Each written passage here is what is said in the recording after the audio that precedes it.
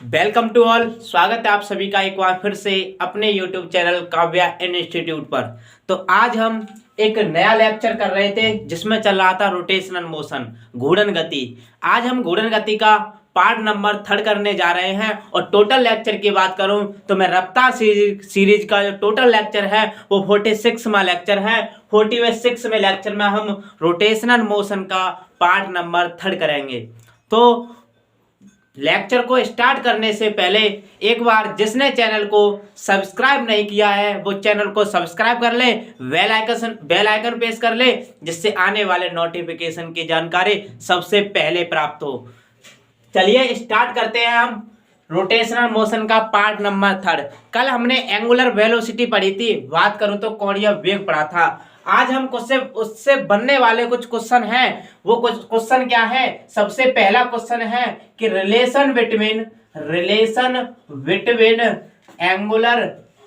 Angular velocity and linear velocity and angular velocity and frequency. Angular velocity and frequency. मैं बात करूं तो कोणीय वेग और आवृत्ति में संबंध हम पढ़ेंगे कि कोणीय वेग और आवृत्ति में रिलेशन क्या होता है। यहां से क्वेश्चन डायरेक्ट हिट होता है एग्जाम में। तो देखो रिलेशन क्या है, आवृत्ति और कोणीय वेग यानी कि एंगुलर वेलोसिटी में क्या रिलेशन है। तो जो रिलेशन पढ़ेंगे वो रिलेशन ये है कि ओमेगा बराबर 2π/t, ओमेगा बराबर 2π/t पहला रिलेशन। किसके बीच? ओमेगा यहाँ पर क्या है? ओमेगा है मेरा एंगुलर वेलोसिटी और टी क्या है? Time period. बात करूं तो आवर्तकाल, और एंगुलर वेलोसिटी की मैं बात करूं तो कोणीय वेग है। क्लियर? लेकिन हमें रिलेशन किसके बीच निकालना है? रिलेशन निकालना है एंगुलर वेलोसिटी और फ्रीक्वेंसी के बीच। तो फ्रीक्वेंसी क्या होती है? फ्रीक्वेंसी होती है 1/आवर्तकाल, 1/आवर्तकाल फ्रीक्वेंसी होती है। क्या मैं फ्रीक्वेंसी रखने के लिए 1/t की जगह आवृत्ति रख सकता हूं? जी हाँ, बिल्कुल रख सकता हूं। तो यहाँ 1/t की जगह मैं आवृत्ति रख दूंगा, ओमेगा बराबर 2π, और 1/t की जगह आवृत्ति। ये हो गया मेरा आवृत्ति और कोणीय वेग में रिलेशन। बोलो तो ये मोस्ट इंपोर्टेंट अपने आप में बापू क्वेश्चन है। ओमेगा बराबर 2πn, यानी कि n क्या है यहाँ पर? फ्रीक्वेंसी। ओमेगा क्या है? Angular velocity. यानी कि एंगुलर वेलोसिटी और फ्रीक्वेंसी की बात करें तो ओमेगा बराबर 2πn, और एंगुलर वेलोसिटी और टाइम पीरियड की बात करें तो ओमेगा बराबर 2π/t। उम्मीद करता हूं ये वाला कंसेप्ट आपके समझ में आ गया होगा। दूसरा कंसेप्ट ये है कि रेखीय वेग और कोणीय वेग में संबंध। रेखीय वेग और कोणीय वेग में संबंध क्या होता है यह निकालना है। Relation between linear velocity and angular velocity. Relation between linear velocity and angular velocity में संबंध क्या होता है? तो ये जो संबंध होता है वो होता है v इक्वल ओमेगा आर।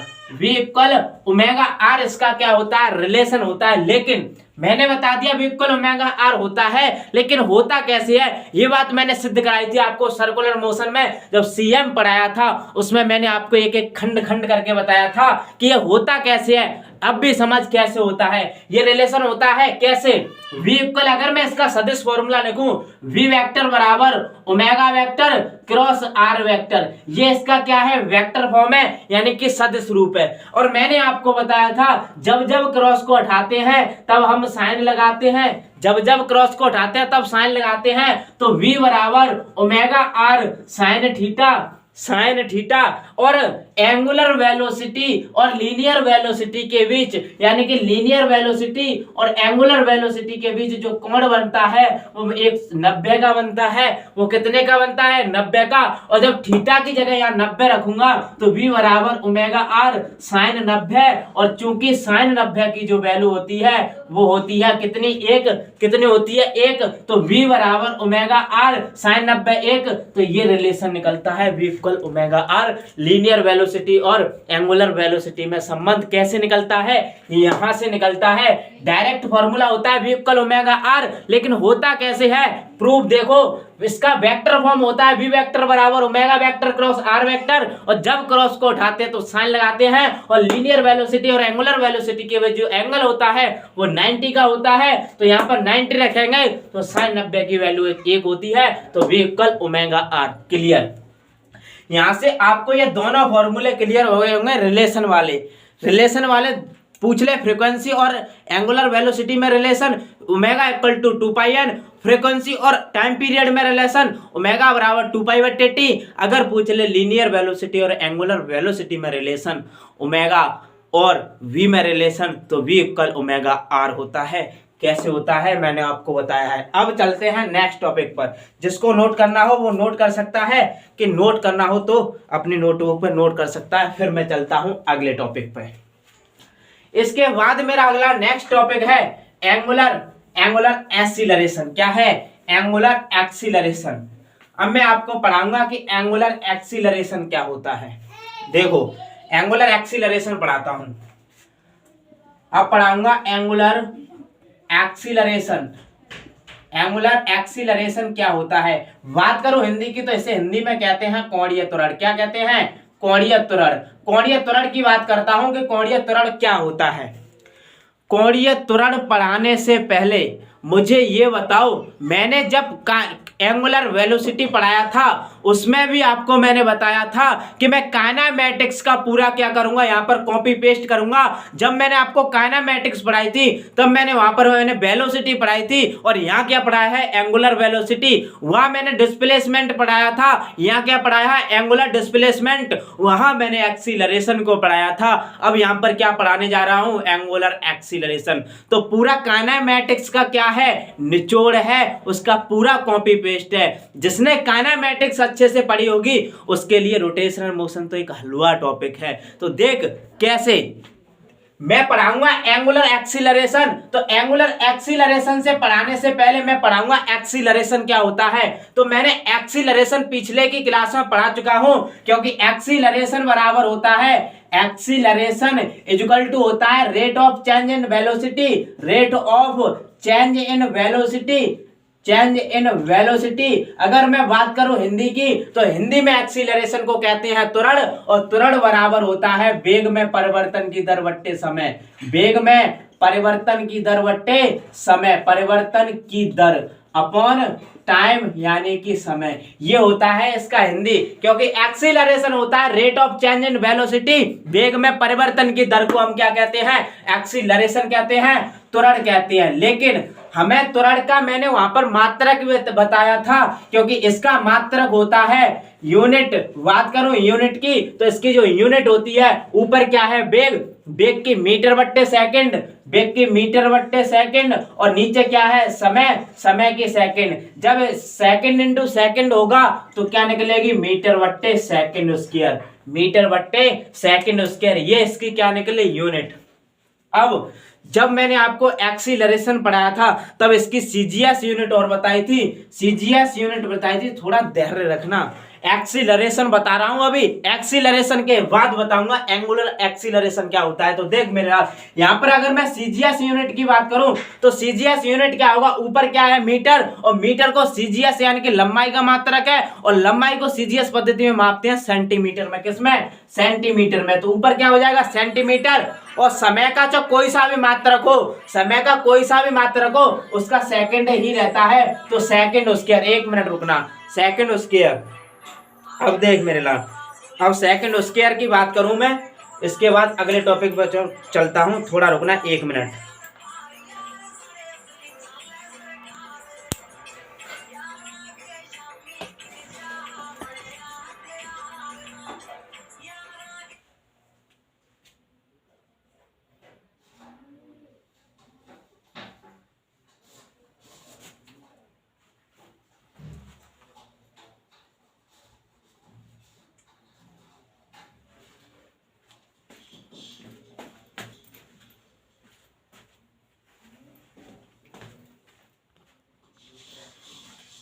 अब देख, सेंटीमीटर सीजीएस पद्धति में यूनिट की बात हो गई। अब मैं बात करूंगा इसके डायमेंशन फॉर्मूला की। किसकी?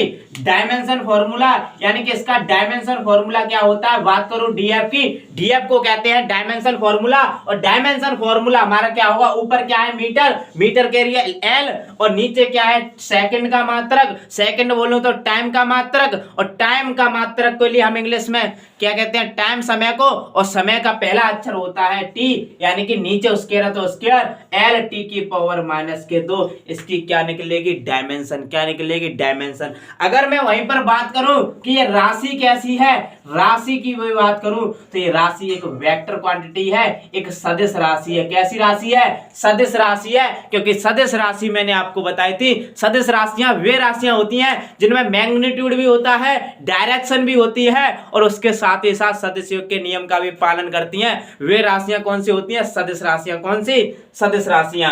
तो उम्मीद करता हूं आपको एक्सीलरेशन की इतनी सी चीज समझ में आई होगी। अब मैंने आपको एक्सीलरेशन बताया, इधर उसका पूरा कॉपी पेस्ट करूंगा, एंगुलर एक्सीलरेशन। तो देख, हमने एक्सीलरेशन पढ़ा, एक्सीलरेशन से आगे क्या लगा है, एंगुलर। तो बस एक्सीलरेशन से आगे एंगुलर लगाना है, खेल खत्म। देख, कोणीय त्वरण, क्या, कोणीय त्वरण, कोणीय त्वरण निकालना है तो वेग से आगे क्या, कोणीय, कोणीय लगा दो, कोणीय वेग, कोणीय वेग में परिवर्तन की दर, परिवर्तन की दर अपॉन क्या, समय, अपॉन क्या, समय। ये हो गया क्या फॉर्मूला कि कोणीय वेग, rate of change in angular velocity को क्या कहते हैं, एंगुलर एक्सीलरेशन कहते हैं। Rate of change in angular velocity, यानी कि कोणीय वेग में परिवर्तन की दर को हम क्या कहते हैं, एंगुलर, एंगुलर एक्सीलरेशन, कोणीय त्वरण कहते हैं। क्लियर। अब देख, इसकी मैं यूनिट की बात करूं, इसकी अगर मैं यूनिट की बात करूं तो यूनिट क्या होगी, मात्रक। क्या होगा, ऊपर क्या है, कोणीय वेग, पीछे पढ़ा के आया था पिछली क्लास में। एंगुलर वेलोसिटी का मात्रक क्या होता था, रेडियन बट्टे सेकंड, रेडियन बट्टे सेकंड, तो रेडियन अपॉन सेकंड, और नीचे क्या है, समय, समय का भी क्या, सेकंड। जब सेकंड यहाँ पे पहुंच जाएगा तो रेडियन बट्टे सेकंड स्क्वायर, रेडियन बट्टे सेकंड स्क्वायर। क्या निकला इसका मात्रक, क्या इसका मात्रक रेडियन बट्टे सेकंड स्क्वायर है। क्या इसका डायमेंशन फॉर्मूला होगा, जी हाँ बिल्कुल होगा। अगर मैं इसकी डायमेंशन फॉर्मूला की बात करूं तो डायमेंशन फॉर्मूला ऊपर क्या है, रेडियन। क्या मुझे एक बात बताओ, रेडियन का कोई डायमेंशन फॉर्मूला होगा, नहीं। रेडियन का कोई डायमेंशन फॉर्मूला होगा, यस या नो, नो। क्योंकि रेडियन जो है एक संख्या है, एक संख्या है। जब यह संख्या है तो उसका कोई भी डायमेंशन फॉर्मूला नहीं होता। जब मैंने आपको यूनिट एंड डायमेंशन पढ़ाया था उसमें बताया था, कोई शुद्ध संख्या हो, कोई शुद्ध अनुपात हो, रेशियो या संख्या या नंबर हो उसका, या कांस्टेंट हो उसका, कोई डायमेंशन फॉर्मूला नहीं होता। उसी के साथ मैंने आपको बताया था त्रिकोणमितीय अनुपात हमारे 6 होते हैं, उन 6 का कोई डायमेंशन फॉर्मूला नहीं होता, क्योंकि वो क्या है, एक संख्या है। क्या है, एक संख्या है। तो देखो, डायमेंशन फॉर्मूला रेडियन का नहीं होगा, क्योंकि ये एंगल का मात्रक है, और एंगल का मात्रक है तो रेडियन हमारी एक संख्या है, संख्या का कोई डायमेंशन फॉर्मूला नहीं होता। तो ऊपर क्या निकलेगा, m0 l0 t0, और नीचे सेकंड किसका मात्रक है, टाइम का, टाइम का पहला अक्षर t, स्क्वायर है तो स्क्वायर, और ऊपर ले जाएंगे तो m0 l0 t की पावर माइनस के 2। मैंने माइनस के 2 क्यों किया, क्योंकि नीचे पावर प्लस की है, ऊपर ले जाने पर माइनस की हो जाती है। तो m0 l0 t की पावर माइनस के 2। ऐसे ना कहे तो मैं बिना ऐसे भी दे सकता है, t की पावर माइनस के 2, t की पावर माइनस के 2। क्लियर। उम्मीद करता हूं आपको इतना क्लियर हुआ होगा। अब इसका एक नोट पॉइंट है, इसका एक नोट पॉइंट है। नोट पॉइंट क्या है, पहले तो मुझे यह बताओ कि एंगुलर एक्सीलरेशन राशि कैसी है। एंगुलर एक्सीलरेशन जो राशि कैसी है, जब एक्सीलरेशन सदिश राशि है तो एंगुलर एक्सीलरेशन भी कैसी राशि होगी, सदिश राशि। तो ये कैसी राशि है, सदिश राशि। जब ये सदिश राशि है, सदिश में भी मेरे लाल ये अच्छी सदिश राशि है। कैसी राशि है, अच्छी है सदिश, अच्छी सदिश राशि है, ये ध्यान रखना। क्वेश्चन पूछेगा कोणीय त्वरण कैसी राशि है, सदिश राशि, अच्छी सदिश राशि, या प्रदेश राशि या नन ऑफ दीज। तो हमेशा क्लिक करोगे अच्छे सदिश पर, क्योंकि एंगुलर एक्सीलरेशन जो है वो राशि एक अच्छी सदिश है, क्योंकि अक्ष के अलग होती है। जब ये सदिश राशि है तो कोई ना कोई डायरेक्शन जरूर होगी, यही मेरा नोट पॉइंट है कि इसकी डायरेक्शन कहाँ होगी। जब ये सदिश राशि है तो डायरेक्शन जरूर होगी, क्योंकि सदिश राशि की डेफिनेशन कहती है कि वे राशियां जिनमें मैग्नीट्यूड हो और उसके साथ साथ डायरेक्शन हो और सदिश योग के नियम का पालन करें, उन्हें हम क्या कहते हैं, सदिश राशि। तो इसकी डायरेक्शन जरूर होगी। तो इसकी जो डायरेक्शन होती है, बात करूं दिशा, जो दिशा होती है वो कोणीय वेग में परिवर्तन की दिशा होती है, कोणीय वेग में परिवर्तन की दिशा होती है, परिवर्तन की दिशा में। किधर? कोणीय वेग की परिवर्तन की दिशा में। जिस डायरेक्शन में मेरा एंगुलर वेलोसिटी चेंज हो रहा होगा, उसी डायरेक्शन में मेरी एंगुलर एक्सीलरेशन की क्या होगी, डायरेक्शन होगी। वही क्या होगी, एंगुलर एक्सीलरेशन की डायरेक्शन होगी। मान इस डायरेक्शन में मेरा एंगुलर वेलोसिटी चेंज हो रहा है, तो मेरा एंगुलर एक्सीलरेशन की डायरेक्शन किधर होगी, जस्ट यही होगी, क्योंकि एंगुलर वेलोसिटी में चेंज इस डायरेक्शन में आ रहा है, तो एंगुलर एक्सीलरेशन की डायरेक्शन क्या होगी, इधर होगी। अच्छा, मैंने आपको पिछले लेक्चर में पढ़ाया था कि जो कोणीय वेग है, एंगुलर वेलोसिटी है, उसकी डायरेक्शन कहाँ होती है, कोणीय विस्थापन की डायरेक्शन, क्योंकि एंगुलर वेलोसिटी बराबर होता है एंगुलर डिस्प्लेसमेंट अपॉन टाइम, कोणीय विस्थापन बट्टे समय। तो कोणीय वेग की जो डायरेक्शन होती थी वो किधर होती थी, कोणीय विस्थापन की डायरेक्शन में। और कोणीय विस्थापन की डायरेक्शन दो तरीके से होती थी। पहली एंटी क्लॉकवाइज और दूसरी क्लॉकवाइज। जब हम एंटी क्लॉकवाइज घुमा रहे थे अंगूठा ऊपर की ओर, यानी कि डायरेक्शन ऊपर की ओर। जब हम क्लॉकवाइज घुमाएंगे तो अंगूठा नीचे की ओर। बात करूं तो डायरेक्शन किधर होगी, नीचे की ओर। तो कोणीय वेग की इसमें भी डायरेक्शन दो तरीके से होगी, और दो तरीके से कहां होगी, मैं यहां पे नोट करता हूं इसको इरेज करके। डायरेक्शन कितने तरीके से होगी, दो तरीके से। पहली एंटी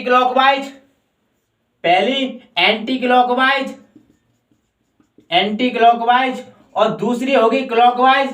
दूसरी कैसी होगी, क्लॉकवाइज। जब हम एंटी क्लॉकवाइज घुमाएंगे अंगूठा कहां, ऊपर की ओर, डायरेक्शन कहां होगी, ऊपर की ओर। जब हम क्लॉकवाइज घुमाएंगे अंगूठा कहां, नीचे की ओर, तो डायरेक्शन कहां होगी, नीचे की ओर। यानी कि एंटी क्लॉकवाइज में जो डायरेक्शन होगी वो ऊपर की ओर होगी, और मैं बात करूं क्लॉकवाइज में डायरेक्शन कहां होगी, नीचे की ओर। कहां होगी, नीचे की ओर। ये था इसका एंगुलर एक्सीलरेशन। क्या था, एंगुलर एक्सीलरेशन का कॉन्सेप्ट। एक एक कॉन्सेप्ट कराया है, ध्यान रखना। कोई सा भी क्वेश्चन आएगा हम एंगुलर एक्सीलरेशन से क्वेश्चन को फोड़ेंगे, बचने नहीं देंगे। कहां से पूछेगा, इससे एक और कॉन्सेप्ट बनता है। अगर तुम्हें पूछ ले तात्क्षणिक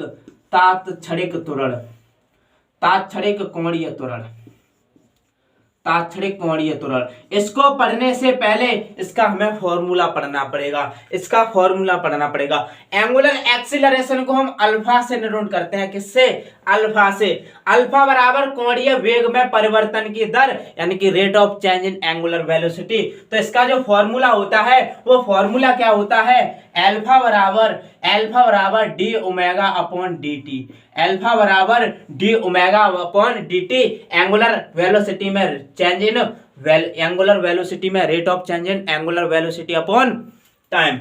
अब देख फॉर्मूला मिल गया। अगर हमें तात्क्षणिक कोणीय त्वरण चाहिए तो उसके लिए लिमिट तात्क्षणिक त्वरण अल्फा तात्क्षणिक बराबर लिमिट लगा लेंगे डेल टी टेंड्स टू 0 और del omega upon del T. जब मैं लिमिट को हटाऊंगा तो तात्क्षणिक त्वरण मिल जाएगा, तो बराबर क्या मिलेगा, D omega upon d T. ये मिलेगा तात्क्षणिक कोणीय त्वरण।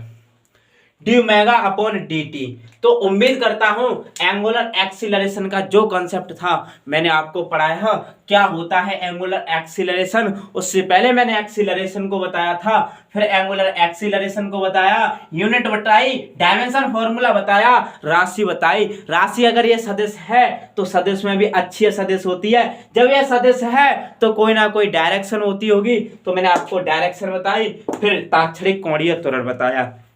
अब मैं इसके बाद चलता हूं अगले टॉपिक पे। अगला टॉपिक क्या है, तो जिसको नोट करना हो नोट करो, उसके बाद मैं चलता हूं अगले टॉपिक पे। क्लियर, नोट हुआ? अब चलो अगले टॉपिक पर। अगला मेरा टॉपिक है, वो टॉपिक क्या है, वो टॉपिक है मेरा जड़त्व आघूर्ण, मोमेंट ऑफ इनर्शिया। बड़े गजब का टॉपिक है मोमेंट ऑफ इनर्शिया, बिल्कुल फील कराऊंगा। जब मैंने एलएलएम पढ़ाया था उसमें इनर्शिया पढ़ाया था। देख अब मेरा जो टॉपिक है वो टॉपिक है moment of inertia, moment of inertia, moment of inertia. मैं बात करूं इसके हिंदी की तो इसे कहते हैं जड़त्व आघूर्ण। क्या कहते हैं? जड़त्व आघूर्ण। आज बिल्कुल बेसिक से जड़ से जड़त्व आघूर्ण को मैं फिनिश करूंगा। जड़त्व आघूर्ण को बिल्कुल जड़ से फिनिश करूंगा, जीरो से हाई लेवल पे ले जाऊंगा, बिल्कुल बेसिक से टॉप तक ले जाऊंगा। अब देख, जड़त्व आघूर्ण पढ़ने से पहले, जड़त्व आघूर्ण पढ़ने से पहले जब मैंने एलएलएम पढ़ाया था उसमें मैंने आपको इनर्शिया पढ़ाया था। क्या पढ़ाया था? इनर्शिया। इनर्शिया बोलो तो जड़त्व, क्या जड़त्व, जड़त्व का नियम पढ़ाया था। क्या पढ़ाया था? जड़त्व का नियम पढ़ाया था, law of inertia, law of inertia. थोड़ी सी बात एलएनएम की करता हूं। एलएनएम में लॉ ऑफ इनर्शिया, सबसे पहले लॉ ऑफ इनर्शिया दिया किसने था? लॉ ऑफ इनर्शिया यानी कि जड़त्व का नियम किसने दिया था? तो जड़त्व का नियम दिया था गैलीलियो ने। किसने? गैलीलियो ने। याद रखना, जड़त्व का नियम किसने दिया था? गैलीलियो ने। लेकिन जड़त्व का नियम क्या था? हम न्यूटन्स लॉ, फर्स्ट लॉ, यानी कि जो न्यूटन्स का जो फर्स्ट लॉ था उसको ही हम लॉ ऑफ इनर्शिया कहते थे, यानी कि जड़त्व का नियम कहते हैं जो न्यूटन्स का फर्स्ट लॉ है। यानी कि फर्स्ट लॉ को हम क्या कहते हैं? फर्स्ट लॉ को हम कहते हैं जड़त्व का नियम। क्या कहते हैं? जड़त्व का नियम। क्लियर? अच्छा, फर्स्ट लॉ किसने दिया था? न्यूटन्स का जो फर्स्ट लॉ था वो किसने दिया था? न्यूटन ने। किसने दिया था? न्यूटन ने। लेकिन जड़त्व का नियम किसने दिया था? गैलीलियो ने। और न्यूटन का जो फर्स्ट लॉ था उसी को हम जड़त्व का नियम कहते थे, उसी का जड़त्व का नियम कहते थे। इतना क्लियर। लेकिन यस की बात हो गई। अब मैं इनर्शिया की बात करता हूं। अब मैं इनर्शिया की बात करता हूं। इनर्शिया क्या होता है बात करूं तो जड़त्व क्या होता है। जब मैंने आपको एलएलएम पढ़ाया था उसमें बताया था कि एलएलएम में कि जो जड़त्व है, जो इनर्शिया है, वो कोई पदार्थ नहीं है, कोई वस्तु नहीं है, कोई किसका पिंड नहीं है। ये सिर्फ क्या है? ये सिर्फ है property of object, property of object है, ना कि कोई पदार्थ है। Property of object. मैं बात करूं हिंदी की तो ये एक वस्तु का गुण है, वस्तु का गुण है, ना कि कोई पदार्थ है। सिर्फ ये वस्तु का गुण है। जब ये वस्तु का गुण है तो मुझे एक बात बताओ, क्या मैं उसे देख सकता हूं? देख सकता हूं? नहीं, इसे मैं देख नहीं सकता। अगर ये प्रॉपर्टी ऑफ ऑब्जेक्ट है तो इसे मैं देख नहीं सकता, लेकिन क्या कर सकता हूं? इसे मैं फील कर सकता हूं, इसको मैं फील कर सकता हूं। मैंने जब एलएलएम पढ़ाया था उसमें बताया था कि इनर्शिया कोई अलग से पदार्थ नहीं है, अलग से कोई पिंड नहीं है, ये तो प्रॉपर्टी ऑफ ऑब्जेक्ट है, यानी कि एक वस्तु का गुण है जिसे हम देख नहीं सकते हैं लेकिन फील कर सकते हैं। फॉर एग्जांपल के लिए मैं बात बताऊं, हमारा जो फूल होता है उसकी सुगंध को हम फील कर सकते हैं लेकिन देख नहीं सकते हैं। सुगंध को फील कर सकते हैं लेकिन उसे हम देख नहीं सकते हैं, देख नहीं सकते हैं। ये किसका कारण है? इनर्शिया का, क्योंकि इनर्शिया एक प्रॉपर्टी ऑफ ऑब्जेक्ट होता है, उसे हम देख नहीं सकते हैं लेकिन फील कर सकते हैं। इनर्शिया एक ऐसा ऑब्जेक्ट है जो स्वयं अपनी गति का क्या करता है? विरोध करता है, उसे हम कहते हैं इनर्शिया। इसमें मैंने आपको एक बात और बताई थी कि जो इनर्शिया होता है, इनर्शिया बोलूं तो जो जड़त्व होता है वो मास के समानुपाती होता है, यानी कि डिपेंड किस पे करता है? मास पे। अगर ये मास पे डिपेंड करता है तो मुझे एक बात बताओ, एक ये कोई व्यक्ति है, इस व्यक्ति का जो द्रव्यमान है वो 5 kg है, एक यही और व्यक्ति है उसका द्रव्यमान 2 kg है, और एक और व्यक्ति है उसका द्रव्यमान 1 kg है। क्या मुझे इन तीनों में से ये बात बताओ कि तीनों में से किसका इनर्शिया ज्यादा होगा, किसका इनर्शिया ज्यादा होगा? तो इनर्शिया ज्यादा होगा जिसका मास ज्यादा होगा, क्योंकि इनर्शिया मास पे डिपेंड करता है। जिसका मास ज्यादा उसका इनर्शिया ज्यादा, और जिसका मास कम उसका इनर्शिया कम। तो इसमें से किसका ज्यादा? ये 5 kg, ये 2 kg, ये 1 kg। तो 5 kg ज्यादा है तो इसका इनर्शिया क्या होगा? ज्यादा होगा, इसका I2 और इसका I3। तो I1 ग्रेटर देन I2 और ग्रेटर देन I3, यानी कि सबसे ज्यादा इनर्शिया किसका होगा? I1 का होगा, यानी कि इस वाले व्यक्ति का होगा, क्योंकि इसका मास ज्यादा है। ये थी थोड़ी सी बेसिक जानकारी इनर्शिया की। किसकी? इनर्शिया की। तो अब मैं चलता हूं moment of inertia. Moment of inertia बताऊंगा कि मोमेंट ऑफ इनर्शिया क्या होता है। ये तो मैंने आपको इनर्शिया बताया, थोड़ा सा लॉ ऑफ मोशन में चला गया था, लेकिन वापस लौट के आता हूं रोटेशनल मोशन पे।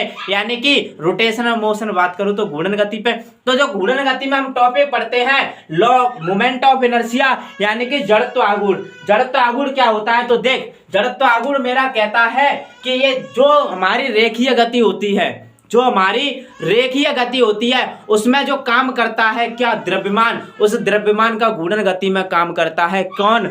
जड़त्व आघूर्ण। कौन करता है? जड़त्व आघूर्ण।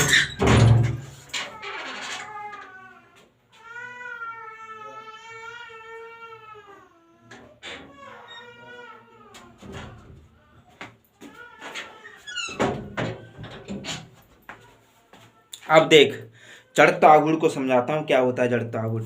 ये बेसिक बात थी हमारी किसकी? इनर्शिया की। अब जड़त्व आघूर्ण क्या होता है? जड़त्व आघूर्ण हमारा होता है कि जो रेखीय गति होती है, रेखीय गति होती है उसमें जो द्रव्यमान काम करता है, मैं बात करूं रेखीय गति की, रेखीय गति में जो द्रव्यमान काम करता है, द्रव्यमान काम करता है वही घूर्णन गति में जड़त्व आघूर्ण करता है। जड़त्व आघूर्ण करता है, यानी कि एक बात क्लियर, जो मोमेंट रेखीय गति में, लीनियर मोशन में हमारा जो काम मास करता है वही रोटेशनल मोशन में काम कौन करता है? मोमेंट ऑफ इनर्शिया, यानी कि जड़त्व आघूर्ण काम करता है। जड़त्व आघूर्ण काम करता है कैसे? सबसे पहले इसके फॉर्मूले पे बात करते हैं। तो I बराबर क्या होता है? mr square. क्या होता है? mr square. जहां पर m क्या है? मास है। m क्या है? मास है। ये कोई डिस्टेंस यानी कि दूरी है। क्या है? दूरी है। और ये क्या है? Moment of inertia. क्या है? मोमेंट ऑफ इनर्शिया, यानी कि जड़त्व आघूर्ण है। क्या है? जड़त्व आघूर्ण है। क्लियर। अब थोड़ी सी मैं इस पे बेसिक बात करता हूं। सबसे पहला नोट पॉइंट है मेरा, नोट पॉइंट ये है कि इसका मेरा यूनिट क्या होगा, इसका यूनिट क्या होगा।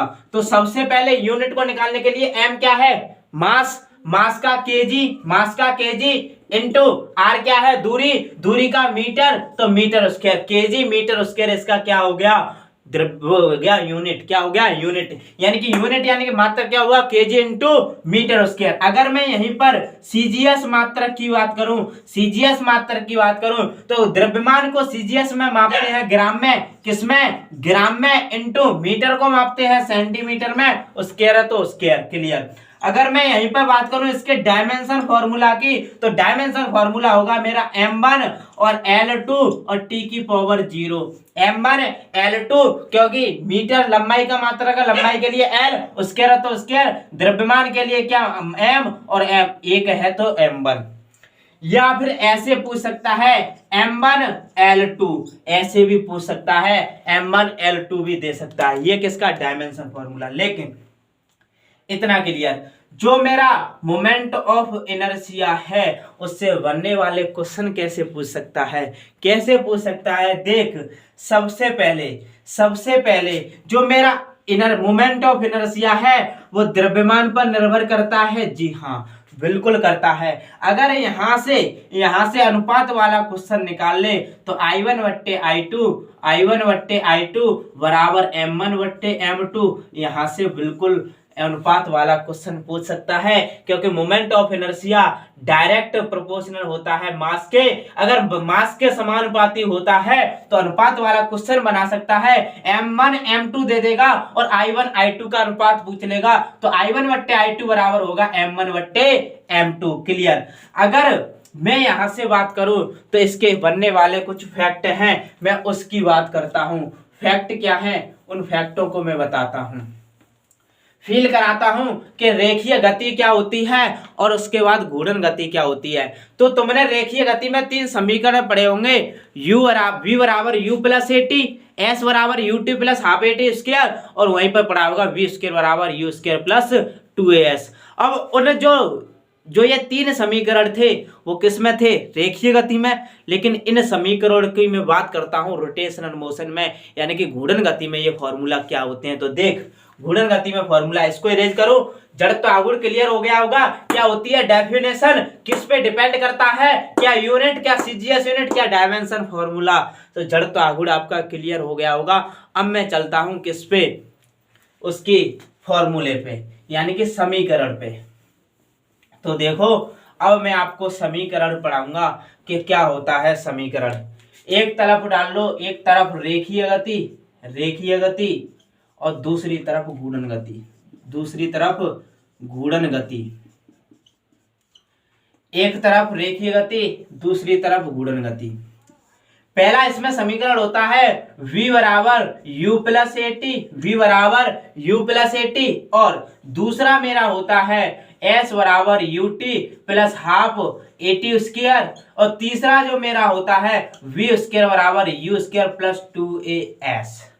अब मुझे ये समीकरण किस में निकालने हैं, घूर्णन गति में। तो घूर्णन गति में समीकरण निकालने के लिए एक बात याद रखना कि वो बात क्या है। वो बात ये है, अगर मैं घूर्णन गति में v की बात करूं तो इसे क्या लिखता हूं, अगर मैं u की बात करूं तो इसे क्या लिखता हूं, अगर मैं s की बात करूं तो इसे क्या लिखता हूं, और मैं बात करूं तो a की, इसे क्या लिखता हूं। मेन मुद्दा यहाँ पे है, इन सबको अगर मैं जान लूं, इनको घूर्णन गति में क्या लिखता हूं, तो घूर्णन गति में इसे जो लिखता हूं वो दूरी को s को और v को और u को और a को क्या है एक्सीलरेशन। यहाँ पर क्या पढ़ते थे वहां पर लीनियर मोशन में एक्सीलरेशन और रोटेशनल मोशन में एंगुलर एक्सीलरेशन अल्फा। क्या अल्फा, ये क्या है डिस्प्लेसमेंट। यहां पर क्या पढ़ते थे एंगुलर डिस्प्लेसमेंट, यानी कि थीटा। यू क्या है वस्तु की दूरी, यहाँ पर प्रारंभिक वेग, यहाँ पर मैंने मान लिया W2 है और V1 है W1। क्लियर, इतना क्लियर, इन सिंबल को क्लियर। ये होते हैं हमारे किसमें, ये जो सिंबल होते हैं इधर वाले जो सिंबल होते हैं वो मेरे सिंबल होते हैं लीनियर मोशन में, यानी कि रेखीय गति में। किसमें, रेखीय गति में।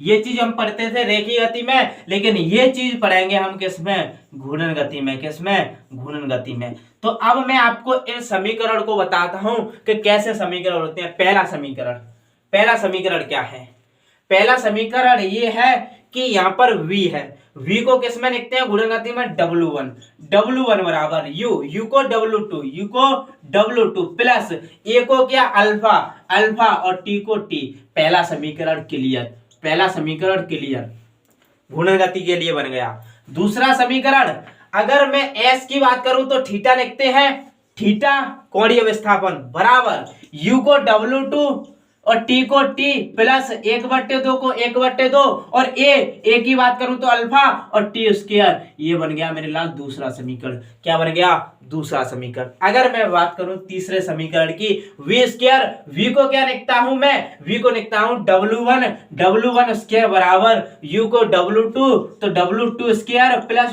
2 a को अल्फा और s को थीटा। ये बन गया मेरा तीसरा समीकरण। मैंने रेखीय गति में जो समीकरण थे वही समीकरण मैंने बना के दिखाया है कि घूर्णन गति में कैसे बनाते हैं। अगर इसमें जो क्वेश्चन पूछ लेगा रेखीय गति में पूछ लेगा, वहीं पर पूछ सकता है कि घूर्णन गति में भी एंगुलर वेलोसिटी दे देगा, अल्फा दे देगा, टी पूछ लेगा। तो यहां से ये जो समीकरण है वो क्लियर होना बहुत ही जरूरी है। तो उम्मीद करता हूं मैंने आपको रटाया नहीं है, समझाया है कि इसमें रेखीय गति में क्या सिंबल होती है, क्या टॉपिक पढ़ते हैं उसी टॉपिक को हम घूर्णन गति में क्या पढ़ते हैं, तो उनका प्रयोग करके मैंने आपको समीकरण निकालना बताया है कि कैसे निकालते हैं। तो उम्मीद करता हूं आपको समीकरण निकालना समझ में आ गया होगा कि कैसे समीकरण निकालते हैं। पहला समीकरण ये था कि v बराबर u प्लस AT होता था। यहाँ पर b को W1 लिखते हैं, u को W2 लिखते हैं, a को अल्फा लिखते हैं,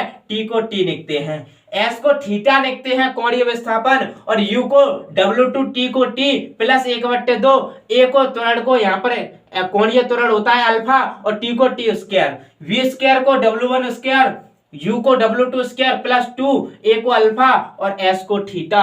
ये बन गए घूर्णन गति में समीकरण। उम्मीद करता हूं आपको ये समझ में आए होंगे। तो आज हमने क्या पढ़ा था, आज हमने कुछ रिलेशन देखा था किसमें, एंगुलर वेलोसिटी और फ्रीक्वेंसी में, उसके बाद लीनियर वेलोसिटी और एंगुलर वेलोसिटी में रिलेशन देखा, उसके बाद एंगुलर एक्सीलरेशन पढ़ा, उसके बाद हमने मोमेंट ऑफ इनर्शिया पढ़ा और बनने वाले समीकरण देखे कि कौन से समीकरण रेखीय गति में क्या होते हैं और कौन से समीकरण हमारे इसमें घूर्णन गति में होते हैं। तो उम्मीद करता हूं आई होप कि आज की क्लास आपको पूरी समझ में आई होगी। अगर समझ में आई है तो वीडियो के लास्ट में, क्लास के लास्ट में लाइक, शेयर एंड कमेंट के लिए कहना ना पड़े। मेरे दिल की मेहनत कहती है कि मैंने पूरे मेहनत के साथ आपको पढ़ाता हूं, तो आप लाइक, शेयर एंड कमेंट करिए। जिसने चैनल को सब्सक्राइब नहीं किया है वो चैनल को सब्सक्राइब कर ले, बेल आइकन प्रेस कर ले, जिससे आने वाले नोटिफिकेशन की जानकारी सबसे पहले प्राप्त हो। तो उम्मीद करता हूं आज के लिए मैं इतना ही। नेक्स्ट जो पार्ट होगा वो कल के पार्ट में होगा। तब तक के लिए जय हिंद और जय भारत।